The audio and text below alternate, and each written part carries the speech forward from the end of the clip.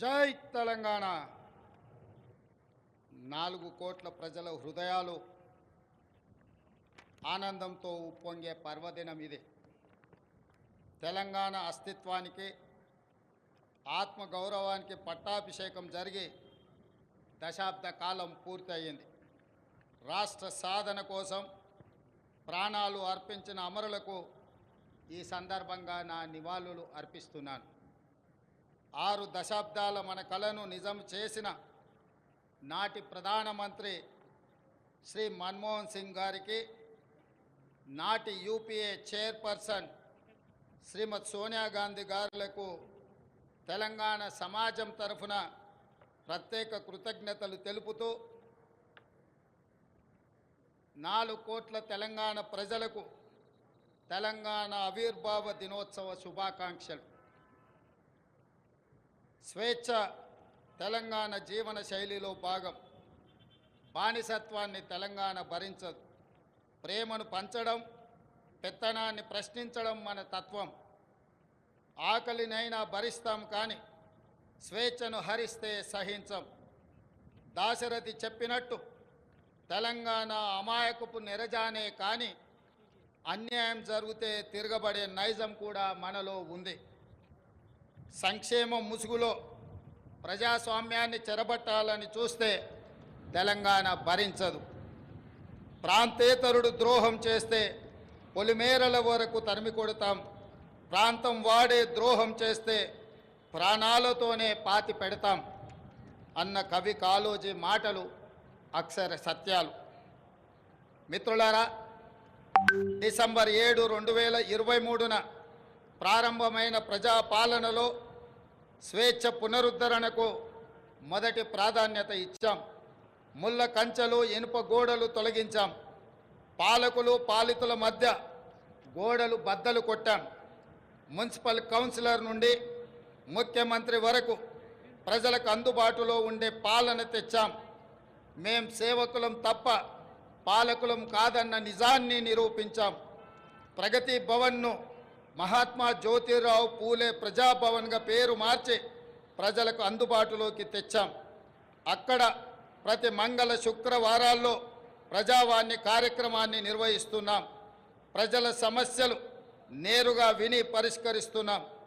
ఆనాడు సచివాలయంలోకి ఈరోజు సామాన్యుడు కూడా రాగలిగే పరిస్థితి తెచ్చాం.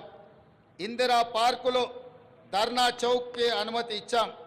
మీడియాకు స్వేచ్ఛనిచ్చాం. ప్రతిపక్షానికి గౌరవం ఇచ్చాం. మా నిర్ణయాల్లో లోటుపాట్ల సమీక్షకు అవకాశం ఇస్తున్నాం. తప్పులు జరిగితే సరిదిద్దుకోవడానికి సిద్ధంగా ఉన్నాం.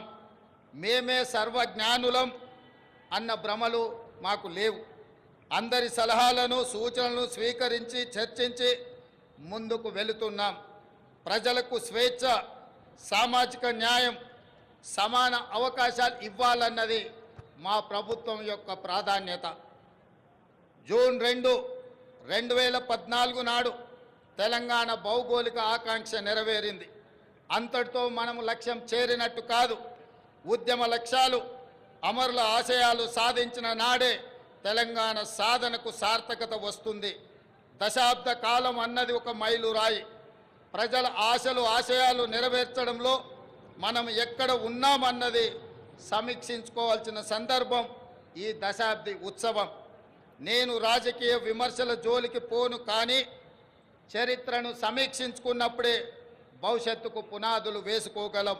తప్పప్పులను గుర్తించి దిద్దుబాటు చేసుకోవడం విఘ్నుల యొక్క లక్షణం. 10 ఏళ్ల పాలన తెలంగాణ 100 ఏళ్ల విధ్వంసానికి గురి అయింది. భౌతిక విధ్వంసమే మాత్రమే కాదు, తెలంగాణ మూల స్వభావమైన స్వేచ్ఛపై దాడి జరిగింది. సామాజిక న్యాయం మేడి పండు చందంగా మారింది. ప్రజలందరికీ చెందాల్సిన రాష్ట్ర సంపద గుప్పెడు మంది చేతుల్లోకి చేరింది.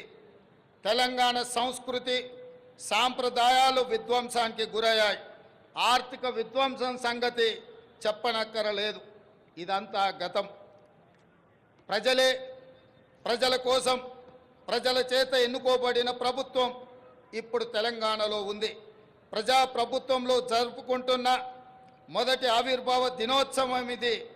అందుకే ఈ ఆవిర్భావ దినోత్సవానికి చరిత్రలో ప్రత్యేక స్థానం ఎప్పటికీ ఉంటుంది.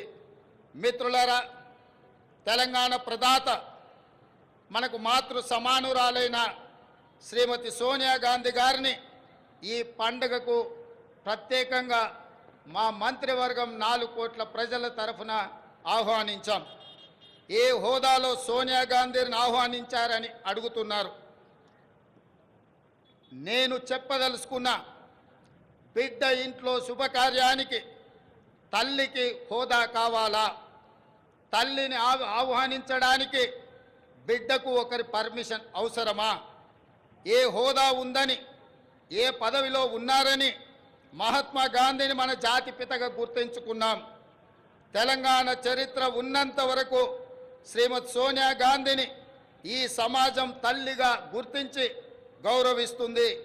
ఈ గడ్డతో ఆ తల్లి బంధం రాజకీయాల బంధము కాదు, ఆ తల్లి బంధం పేగు బంధం ఈ తెలంగాణతో.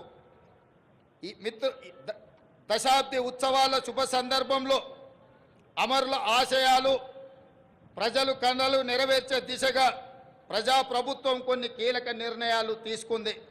అందులో ప్రధానంగా సాంస్కృతిక పునరుజ్జీవనం, ఆర్థిక పునరుజ్జీవనం, ఈ రెండు ఇప్పుడు తెలంగాణ భవిష్యత్తు నిర్మాణానికి కీలక అంశాలు.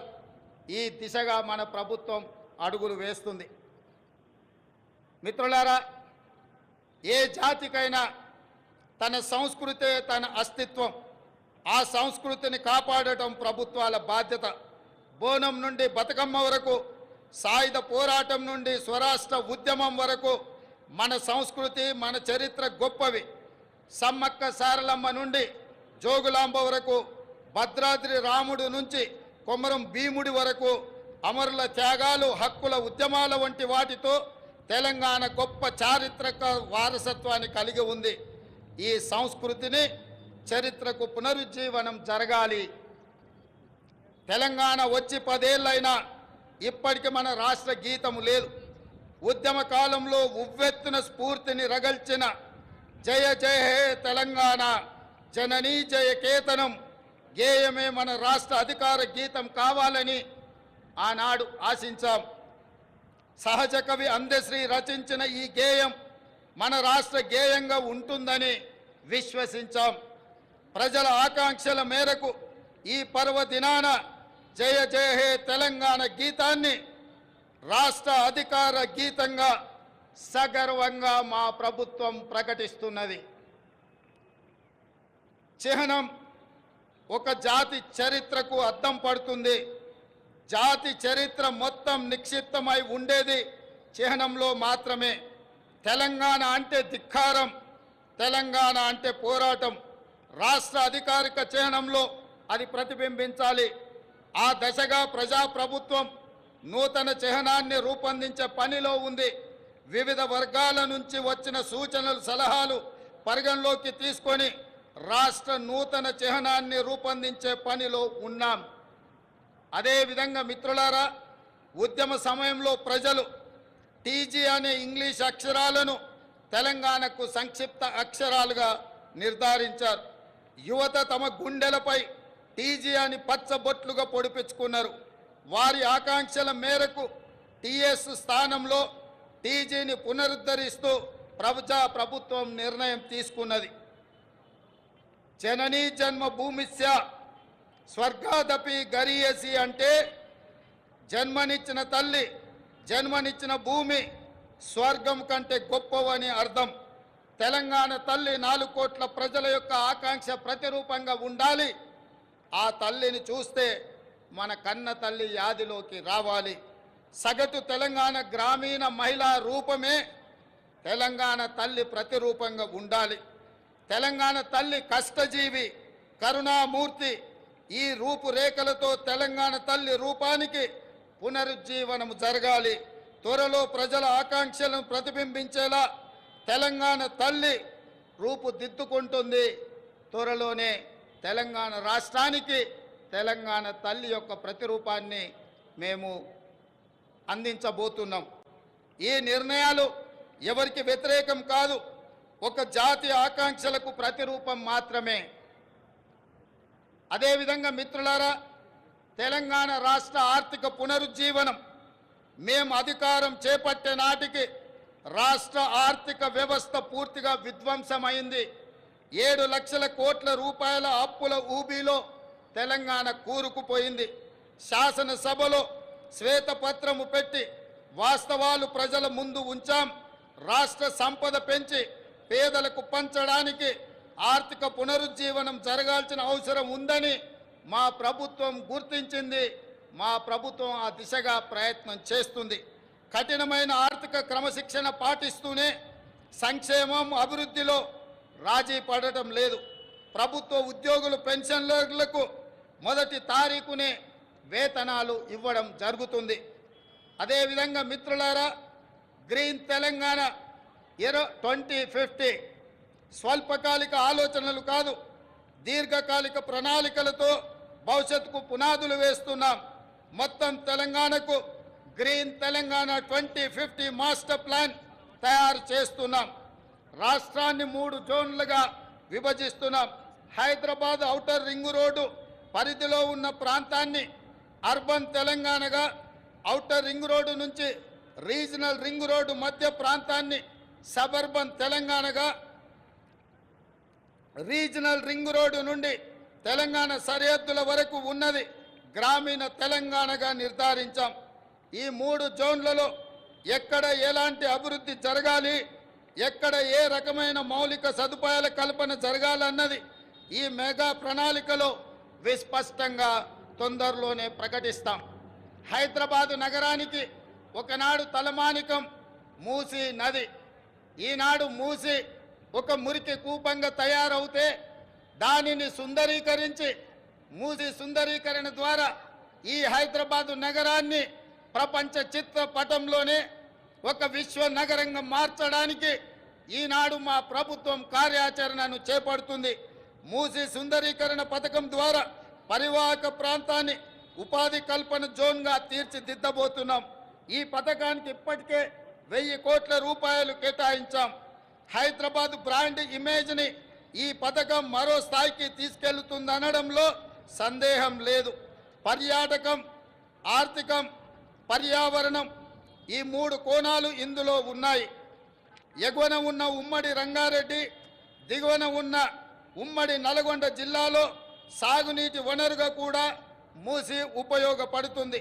ప్రజల అవసరాలకు తగ్గట్టు మెట్రో విస్తరణ ప్రణాళికలను ప్రకటించాం. రీజనల్ రింగ్ రోడ్డు త్వరితగతిన పూర్తికి ప్రయత్నిస్తాం. తక్కువ ఖర్చుతో ఎక్కువ నీరు ఇవ్వగలిగే సాగునీటి ప్రాజెక్టులకు తొలి ప్రాధాన్యత ఇవ్వడం జరుగుతుంది. రాష్ట్ర ఆర్థిక పునరుజ్జీవానికి అవసరమైన అన్ని నిర్ణయాలు తీసుకోవడం జరుగుతుంది. అన్నిటికంటే ముఖ్యంగా మిత్రులారా, ఈనాడు తెలంగాణ రాష్ట్రాన్ని ముఖ్యంగా ఆనాడు ఉద్యమంలో ఉవ్వెత్తున పాల్గొన్న తెలంగాణ యువత ప్రభుత్వాల నిర్లక్ష్యం వల్ల ఈనాడు డ్రగ్స్ మహమ్మారి వైపు, గంజాయి వైపు మళ్ళీ ఈరోజు తెలంగాణ సమాజాన్ని నిర్వీర్యం చేసే కుట్ర జరుగుతుంది. అందుకే తెలంగాణలో డ్రగ్స్ అన్న మాట వినిపించడానికి వీలు లేదని మేము సంకల్పించాం. డ్రగ్స్, గంజాయి విషయంలో ప్రభుత్వం అత్యంత కఠినంగా వ్యవహరిస్తుంది. టీ-న్యాప్కి పూర్తి సహకారం, స్వేచ్ఛను ఇస్తున్నాం. అవసరమైన నిధులు ఇస్తున్నాం. డ్రగ్స్ విషయంలో ఎంతటి వారు ఉన్నా వదిలే సమస్య లేదు. ఈ విషయంలో వ్యక్తిగతంగా నేను చాలా పట్టుదలతో ఉన్నాను. మన భవిష్యత్తు, యువత భవిష్యత్తుకు సంబంధించిన ఈ అంశం అందుకే ఉక్కు పాదంతో అణిచివేయాలని మా ప్రభుత్వం సంకల్పించింది.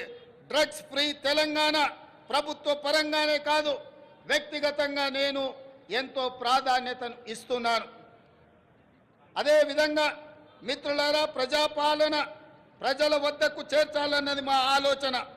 ఇందిరమ్మ గ్రామ సభల ద్వారా 2023 డిసెంబర్ 28 నుండి 2024 జనవరి 6 వరకు అభయహస్తం గ్యారంటీలను అమలుకు దరఖాస్తులను స్వీకరించాం.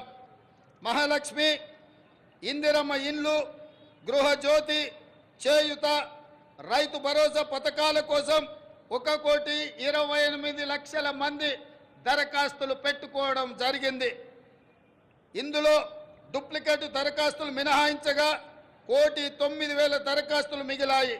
ఈ దరఖాస్తులను కంప్యూటరీకరించి ఈ సమస్యలన్నిటిని కూడా పరిష్కరించి తెలంగాణ రాష్ట్రంలో పేద ప్రజలందరికీ సంక్షేమ పథకాలను అందుబాటులోకి తీసుకురావాలని నా మంత్రివర్గం ఉక్కు సంకల్పంతో ఈరోజు పనిచేస్తుంది.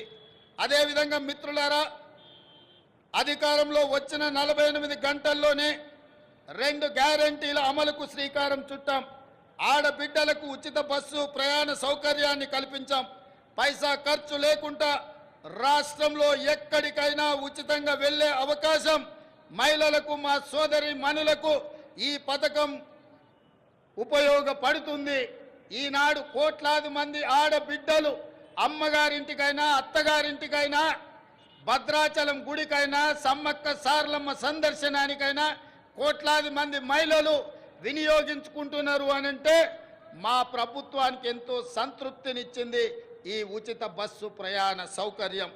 అదేవిధంగా బస్సులు సరిపోవడం లేదు, వాళ్లకు సమస్య అవుతున్నదంటే అదనంగా బస్సులను ఏర్పాటు చేయడమే కాదు, అదనంగా బస్సులను కూడా మా ప్రభుత్వం కొనుగోలు చేసి మా ప్రాధాన్యత మహిళల పట్ల అత్యధికంగా ఉంటుంది అని చెప్పి ఆ తల్లులకే ఈ ఉచిత బస్సు ప్రయాణాన్ని మేము అంకితం చేయడం జరిగింది.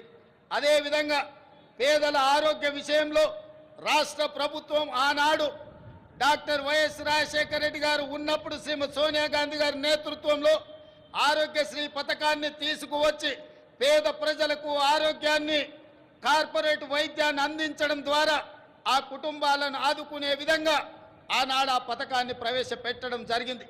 కొన్ని ప్రత్యేకమైన పరిస్థితుల వల్ల ఆ పథకం నిర్వీర్యమైన మళ్ళీ ప్రజాపాలన ప్రారంభించిన ఎంబడే మా ప్రభుత్వం, మా మంత్రివర్గం 5 లక్షల రాజీవ్ ఆరోగ్యశ్రీ పథకాన్ని పేదలకు ఉచిత వైద్యాన్ని అందించడానికి 10 లక్షల రూపాయలకు పెంచి డిసెంబర్ 9 నుంచి అమలు చేసి పేదల ఆరోగ్యాన్ని కాపాడే విధంగా ఈనాడు మా ప్రభుత్వం ముందుకెళ్తుంది.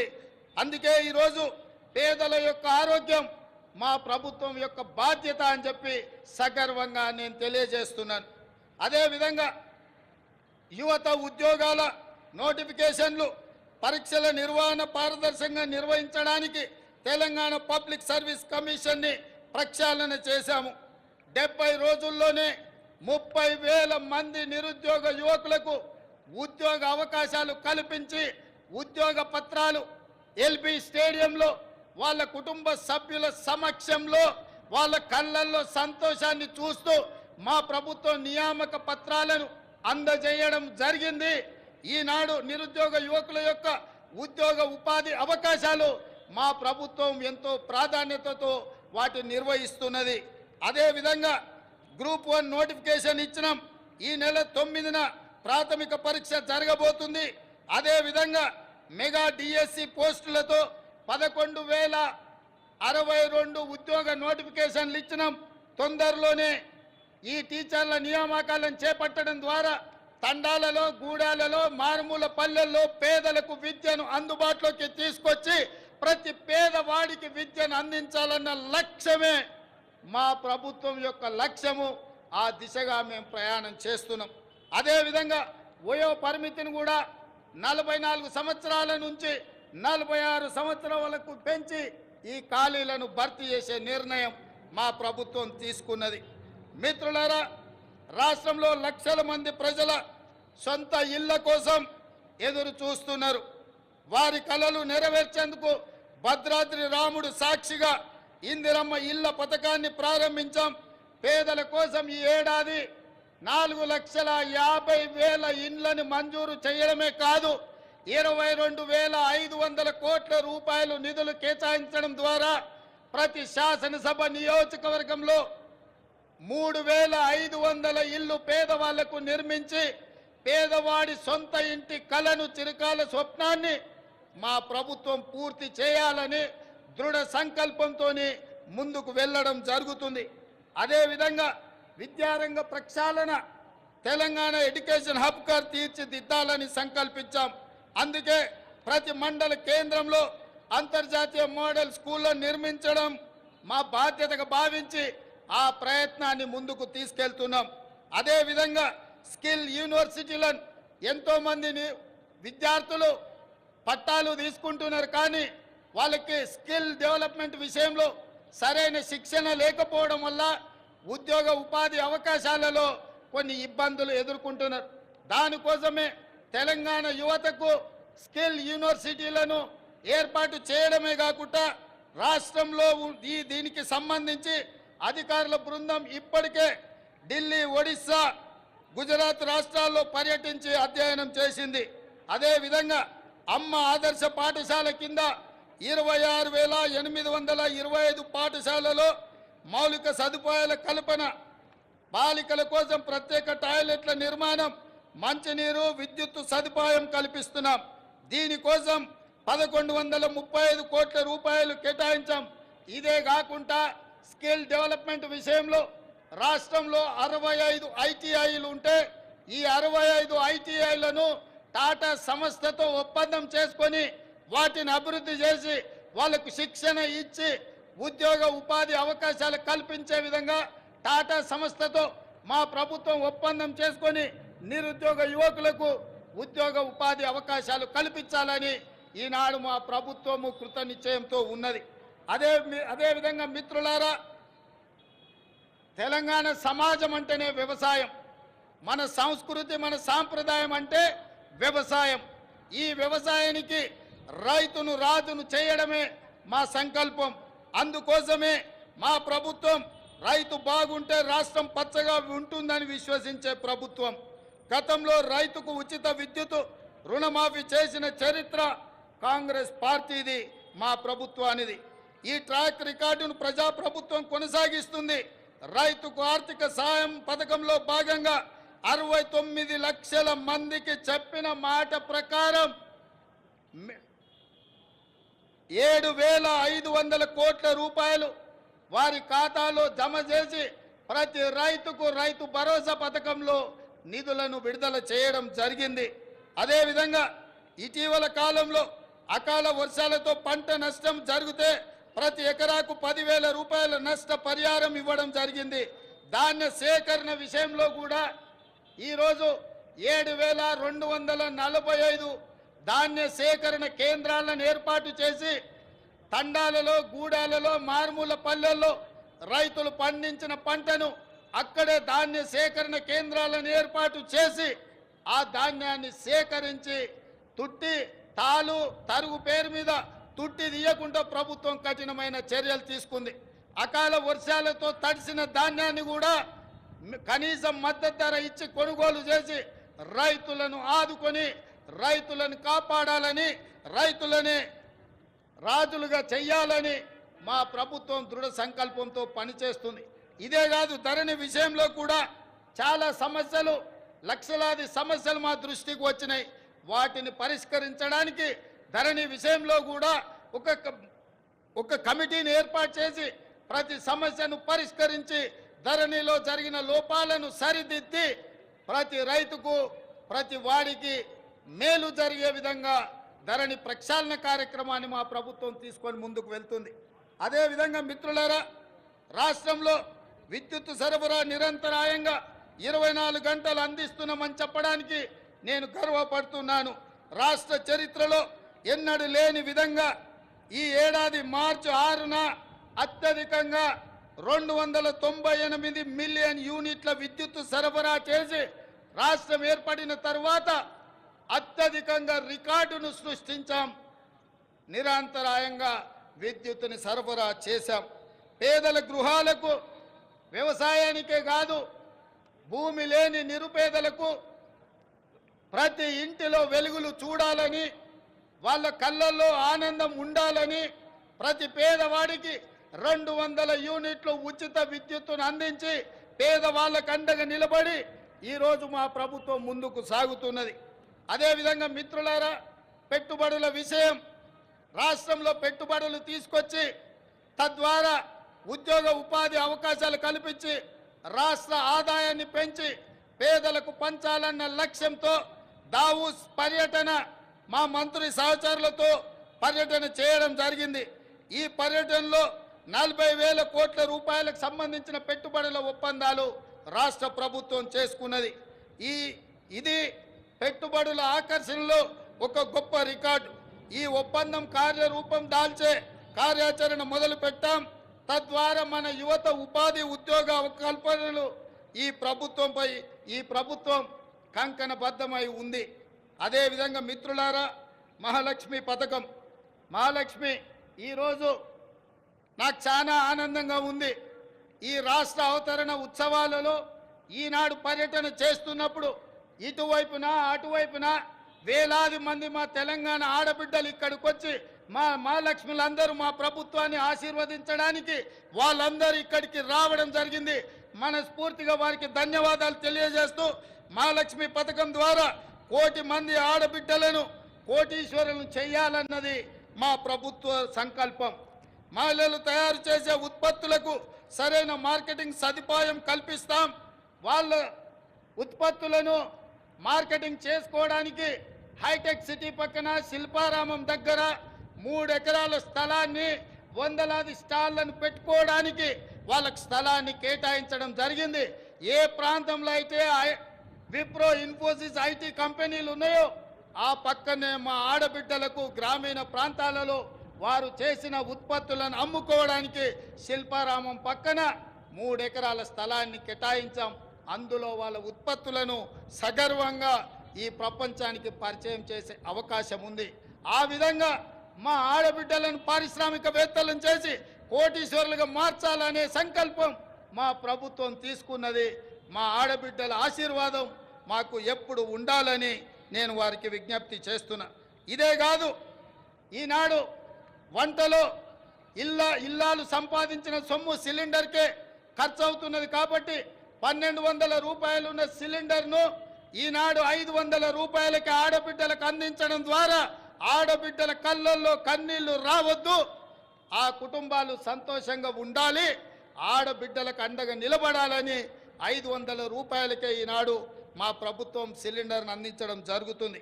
అదేవిధంగా మిత్రులారా, తెలంగాణ ముందు పలు సవాళ్లు కూడా ఉన్నాయి. ముఖ్యంగా కృష్ణా గోదావరి జలాల్లో మన వాటా లెక్క తేల్చాల్సిన అవసరం ఉంది. 10 ఏళ్ళైనా నీటి పంపకాలు జరగలేదు. కేంద్రంపై ఒత్తిడి తెచ్చి త్వరగా నీటి వాటాలు సాధించుకొని సాగునీటి ప్రణాళికలు సమర్థవంతంగా అమలు చేసుకోవాలన్నది ప్రభుత్వం యొక్క ఆలోచన. హైదరాబాద్ ఉమ్మడి రాజధానికి ఈ రోజుతో కాలం చెల్లింది.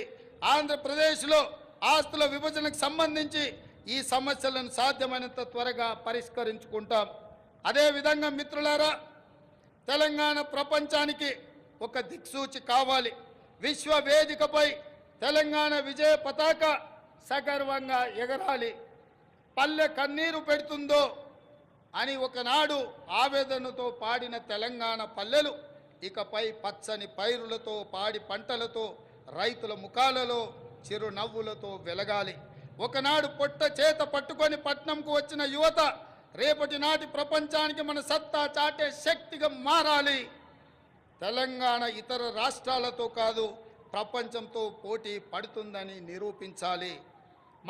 మనకు శక్తి ఉంది, మనకు సత్తా ఉంది, తెలివి ఉంది, తెగింపు ఉంది, తాగాల చరిత్ర ఉంది. ఏం తక్కువ తెలంగాణకు? హైదరాబాద్ మన బ్రాండు, ప్రపంచ నెంబర్ 1 బ్రాండ్గా హైదరాబాద్ ఎదగాలి. తెలంగాణను ప్రపంచానికి డెస్టినేషన్గా మార్చాలన్న తపన ఉంది. దీనికి 4 కోట్ల ప్రజల ఆశీస్సులతో పాటు రాజకీయ, పరిపాలన, పత్రిక, న్యాయ, సామాజిక వ్యవస్థల సహకారం కావాలి. ఆ దిశగా ప్రతి ఒక్కరూ ప్రతి క్షణం ఆలోచన చెయ్యాలి. ప్రజాప్రభుత్వానికి మీ సంపూర్ణ సహకారం అందించాలని కోరుతూ ఈ సందర్భంగా ఈ వేదిక మీద నుంచి అధికారిక చరిత్ర పుటలలో ఒక గొప్ప సన్నివేశాన్ని, ఒక గొప్ప నిర్ణయాన్ని ఆనాడు లోక్సభలో ఆమోదింపజేసుకొని ఈనాడు తెలంగాణ రాష్ట్రం ఏర్పడ్డది అనంటే అందులో మొట్టమొదటి త్యాగం, సాహసం శ్రీమతి సోనియా గాంధీ గారు యూపీఏ చైర్పర్సన్గా ఉక్కు సంకల్పంతో ఈ తెలంగాణ రాష్ట్ర ప్రక్రియను వారు ముందుకు తీసుకెళ్లారు. రెండవ బాధ్యత బాబు జగ్జీవన్ రామ్ గారి సుపుత్రిక శ్రీమతి మీరా కుమారి గారు లోక్సభ స్పీకర్గా, మహిళగా, ఒక కన్న తల్లిగా పిల్లలను కోల్పోతే ఆవేదన ఎట్లుంటుందో తెలిసిన అమ్మగా మీరా కుమారి గారు సంపూర్ణమైన సహకారాన్ని అందించి ఆనాడు తెలంగాణ బిల్లును లోక్సభలో ఆమోదించడంలో అత్యంత క్రియాశీలక బాధ్యత వారు పోషించారు. వీరే కాదు, ఆనాటి భారతీయ జనతా పార్టీ నాయకురాలు, ప్రతిపక్ష నాయకురాలుగా శ్రీమతి సుష్మా స్వరాజ్ గారు ఆనాడు లోక్సభలో ప్రతిపక్ష నాయకురాలుగా సంపూర్ణంగా సహకరించి తెలంగాణ బిల్లును ఆమోదింపజేసుకొని రాష్ట్ర ఏర్పాటు ప్రక్రియలో వారు కూడా సంపూర్ణమైన సహకారాన్ని అందించారు. ఈ వేదిక మీదను అందుకే తెలంగాణ నలుమూలల నుంచి తరలి వచ్చిన వేలాది మంది మా ఆడబిడ్డల సాక్షిగా శ్రీమతి సోనియా గాంధీ గారికి, మీరా కుమారి గారికి, సుష్మా స్వరాజ్ గారికి తెలంగాణ 4 కోట్ల ప్రజల తరఫున వారికి కృతజ్ఞతలు తెలియజేస్తున్న ఈ తెలంగాణ చరిత్ర పుటలలో మీ త్యాగాలు, మీ గొప్ప నిర్ణయం ఎప్పటికీ ఉంటుందని భావిస్తూ మీ అందరి దగ్గర సెలవు తీసుకుంటున్నా. జై తెలంగాణ, జై జై తెలంగాణ. ధన్యవాదాలు మిత్రులారా. Thank you so much, Honorable